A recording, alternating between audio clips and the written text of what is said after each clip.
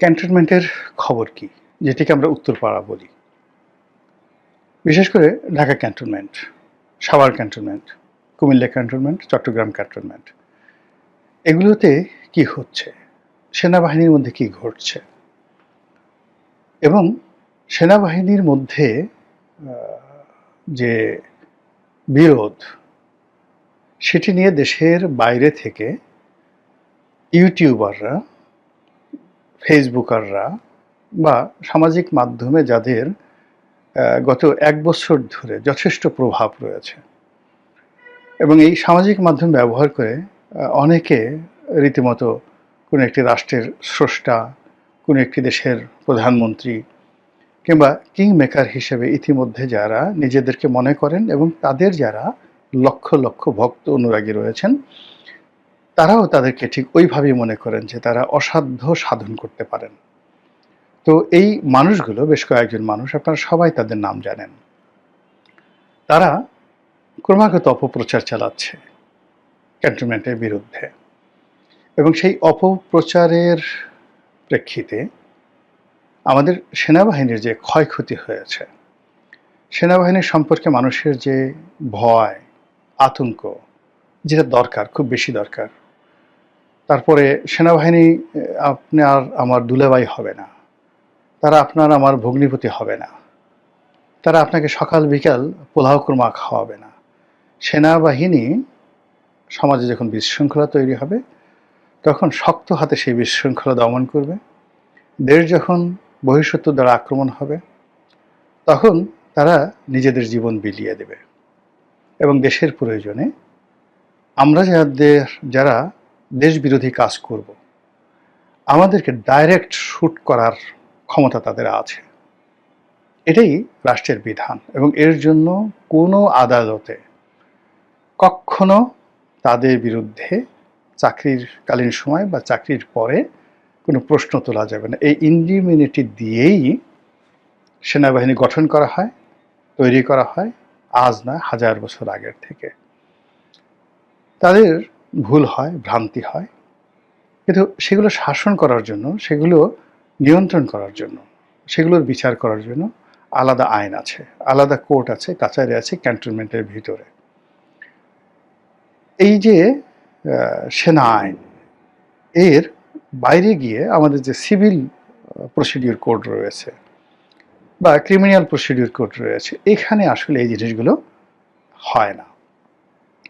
এখন যে কাজটি করা হচ্ছে এই সময়টিতে, সেটা হলো ট্র্যাডিশনাল যে সেনা আইন, সেনাবাহিনীর সদস্যদের বিচার এবং তাদের জীবন আচরণ, তাদের কর্ম, তাদের অধিক্ষেত্র, তাদের বাসস্থান, সব কিছু রীতিমতো সিসিং ফাঁক করে দেওয়ার জন্য গত ১ বছর ধরে এই সামাজিক মাধ্যমে যে ক্রমাগত প্রচার, ক্রমাগত প্রোপাগান্ডা এবং যে ক্রমাগত যাকে বলা হয় উস্কানি চলছে, তার ফলে কি হলো, পরিপূর্ণ ম্যাজিস্ট্রেসি পাওয়ার নিয়ে সেনাবাহিনী গত ১ বছর ধরে মাঠে থাকা সত্ত্বেও তারা বলতে গেলে অনেকটা অসহায়ের মতো নীরব দর্শক হয়ে কিংবা পথচারী হয়ে টহল দিয়ে যাচ্ছে শুধু। কিন্তু আইনশৃঙ্খলা রক্ষা থেকে শুরু করে ঠিক আইনশৃঙ্খলার উন্নয়ন এবং জনগণের আস্থা, বিশ্বাস এবং ভালোবাসার যে প্রতীক হিসেবে সেনাবাহিনীকে কল্পনা করা হয়, সেই জায়গাটা এখন এমন একটা জায়গাতে চলে এসেছে যেটা রিগেইন করা সত্যিকার অর্থে সেনাবাহিনীর জন্য দুষ্কর এবং আগামীতে বহু বছর সময় লাগবে। এটা হলো এই অপপ্রচারের ফল। ২ নম্বর হলো যে সেনাবাহিনীর পক্ষে আমাদের এই সামাজিক মাধ্যমে বলতে গেলে যে অপপ্রচার হচ্ছে, তার কাউন্টার প্রচার করার কোনো লোক নেই, কেউ নেই, বিভিন্ন কারণে নেই। প্রথমত যদি এটা করা হয়, বলা হবে যে সে ডিজিএফআইয়ের এজেন্ট, দালাল, সেনাবাহিনীর দালাল, ঘরের খেয়ে কেন বোনের মোষ তাড়াতে যাবে, এক। ২ নম্বর হলো যে সেনাবাহিনীর যে গোয়েন্দা সংস্থাগুলো আছে, তারা সাধারণত এই ধরনের কাজে অভ্যস্ত নয়। আমাদের সমাজে যারা সত্যিকার অর্থে ইনফ্লুয়েন্সিয়াল সাংবাদিক, বুদ্ধিজীবী, যাদের কথা শুনে মানুষ বিশ্বাস করে, তারা কখনোই এই ধরনের সেনা গোয়েন্দা বা সেনাবাহিনীর এদের সাথে কখনো সংযোগই রক্ষা করে না। সেনাবাহিনী কখনো এদের কাছে আসতে সাহসই পায় না। যেমন ধরুন একজন সিরাজুল ইসলাম চৌধুরী কিংবা ধরুন যেকোনো একজন বাংলাদেশের সম্মানিত ব্যক্তি ছিলেন, যেমন বদরুদ্দীন ওমর মারা গেলেন। তো এদের সঙ্গে বদরুদ্দীন ওমরের কাছে গিয়ে সেনাবাহিনীর ডিজিএফআই ডিজি দেখা করবেন, কথা বলবেন, এটা কেয়ামত হয়ে যাবে, এটা সম্ভব না। কিংবা ধরেন নুরুল কবির সাহেব আছেন, এখন নুরুল কবির সাহেব যদি একটা কথা বলেন, তিনি প্রথমত তিনি ওই অপপ্রচারকারী তাদের বিরুদ্ধে তিনি কোনো কথা বলবেন না, এটা তিনি সেই লেভেলের না, তার কি দরকার? তো তার দরকার নেই। কিংবা নুরুল কবির সাহেবের মতো মানুষ, তিনি কেন সেই পিনাকি, ইলিয়াস এদের কাউন্টার কথা বলতে যাবেন? সে বলল যে ওরা যদি আমাকে গালিগালি করতে মেরেও ফেলে, তবু আমি আসলে তাদের পর্যায়ে বলতে পারবো না। এটাতে প্রথমত তিনি এই লেভেলের না। দ্বিতীয়ত সেনাবাহিনী, রাষ্ট্র বা কোনো পক্ষের দালালি করার মতো যে ব্যক্তিত্ব লাগে বা কারো পক্ষে একেবারে যতটুকু সত্য তুলে দরকার অতটুকু তো তারা করছেন, আমরাও করছি। তো আমি জাস্ট ওনাকে একটা উদাহরণ দিলাম যে ওনার মতো অন্যান্য যারা আছেন তারা কখনোই এরকম সেনাবাহিনীর পক্ষে গিয়ে একেবারে ওয়াকারের পক্ষে কথা বলবেন, সেনাবাহিনীর পক্ষে কথা বলবেন, ডিজিএফআইয়ের পক্ষে কথা বলবেন, এটা আসলে হয় না।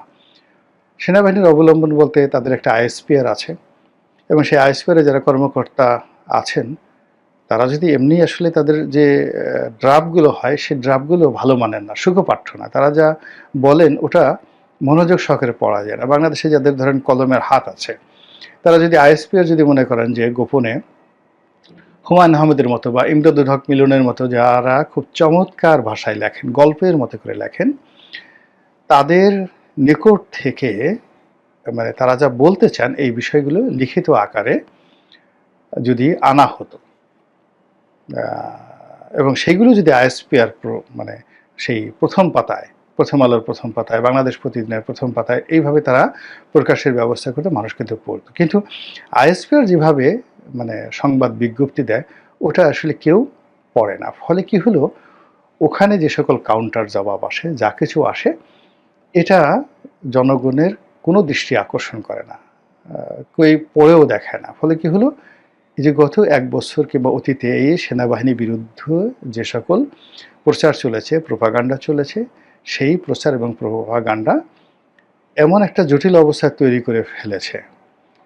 ফলে সেনাবাহিনীর যে ৭২ থেকে এ পর্যন্ত কিংবা পাকিস্তান জমানা থেকে এ পর্যন্ত টোটাল সেনাবাহিনীর যেটিকে ইংরেজিতে বলা হয় লিগেসি, ঐতিহ্য, সেই ঐতিহ্যটা আসলে একেবারে ডাউনগ্রেডে চলে গেছে। এটা হলো বাস্তবতা। ২ নম্বর হলো যে সেনাবাহিনীর অনেক মেশিনারিজ আছে।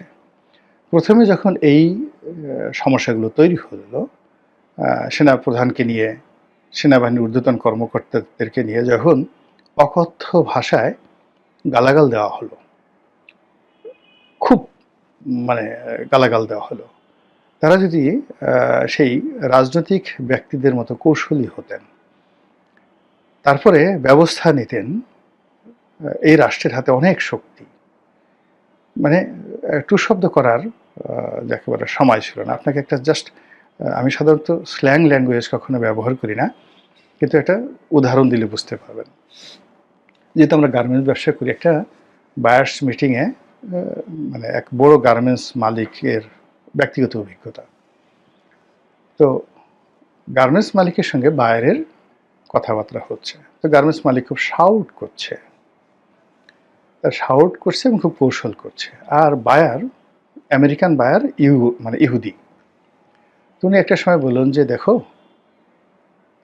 উই আর আমেরিকান জিউস, আমরা আমেরিকান ইহুদি, আমরা তোমাদের বাঙালিদের মতো রক্ত গরম করি না, রক্ত গরম করি না। তোমরা তো ঘুষি দিয়ে জাস্ট রক্ত বের করে ফেলো, নাক ফাটিয়ে ফেলো, সঙ্গে সঙ্গে ক্রিমিনাল কেসে পড়ে যাও। আর আমরা ওটা করি না, আমরা তোমার যে বল, যে বিসি আছে, ওই বিসি চেপে ধরি। ফলে হাত উঁচু করে সারেন্ডার করার জন্য তোমরা মানে মানে প্রস্তুত হয়ে যাও, বা মানে আমি যখনই তোমার বিসি চেপে ধরি সঙ্গে সঙ্গে তুমি সারেন্ডার করার জন্য হাত উঁচু করে ফেলো। তোমাকে কি করে শাসন করতে হয় আমি সেটা জানি। এই বাঙালিদেরকে কিভাবে শাসন করতে হয় সেটা আমেরিকান জিউস আমরা জানি। তোমার সমস্ত অর্ডারগুলো আমি এখন ক্যান্সেল করে দিলাম। তো এরকম। তো এখন রাষ্ট্রশক্তি সবসময় যে আপনাকে মামলায় যেতে হবে, মোকদ্দমায় যেতে হবে, সবসময় যে আপনাকে কথার জবাবে কথা দিতে হবে, not like that. There are many procedures. সেই প্রসিডিওর দিয়ে আপনি যে কোনো আপনার যারা প্রতিপক্ষ তাদের মনে আতঙ্ক তৈরি করতে পারেন, আর সেটা যদি আপনি করতে না পারেন, কারো মুখ যদি বন্ধ করতে না পারেন, সেটা তো আপনার ব্যর্থতা।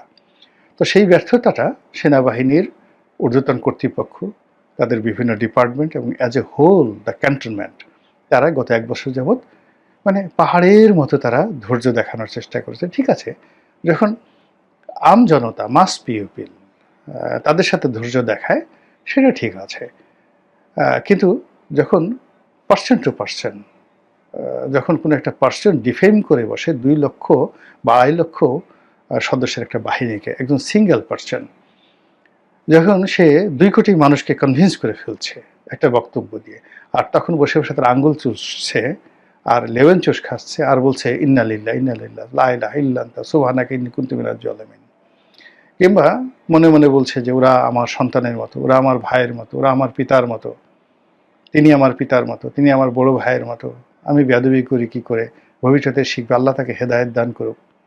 এগুলো ওয়াজের ময়দানে হয়, এগুলো যুদ্ধের ময়দানে এগুলো হয় না। বাংলাদেশের যে অবস্থা, সেই অবস্থায় আজকের এই যে সেনাবাহিনীর যে দুরবস্থা, সেই দুরবস্থার জন্য সেনাবাহিনীর যে কর্মকর্তা তারা কোনো অবস্থাতে তাদের দায় এড়াতে পারবেন না। এখন রাতারাতি ইচ্ছা করলে এই জিনিসটা হচ্ছে না। ফলে কি হচ্ছে, সাধারণ মানুষের মধ্যে অস্থিরতা তৈরি হচ্ছে, আতঙ্ক তৈরি হচ্ছে, ব্যবসা বাণিজ্যে কেউ সিদ্ধান্ত নিতে পারছে না, সব জায়গাতে একটা ঢিলাঢালা অবস্থা।